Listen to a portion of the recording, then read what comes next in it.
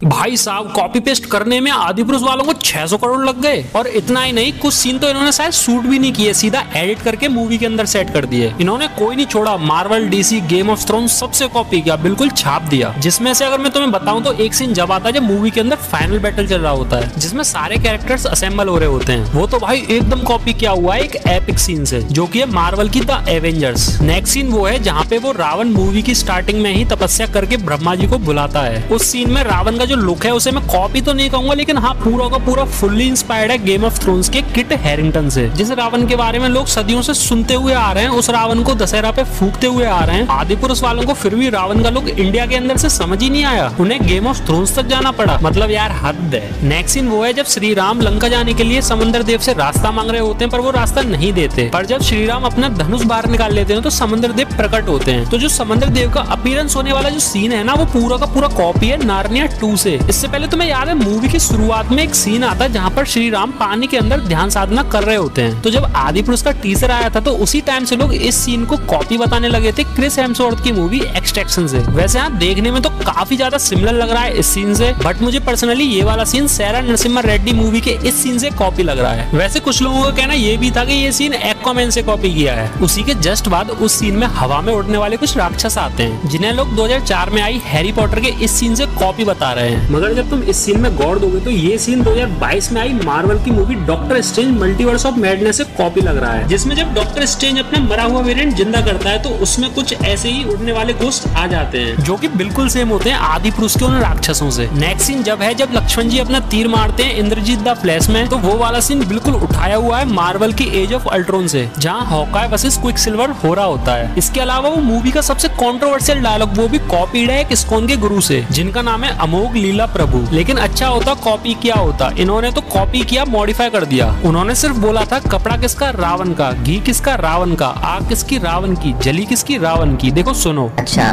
घी किसका रावण का, कपड़ा किसका रावण का, आग किसकी रावण की, जली किसकी रावण की।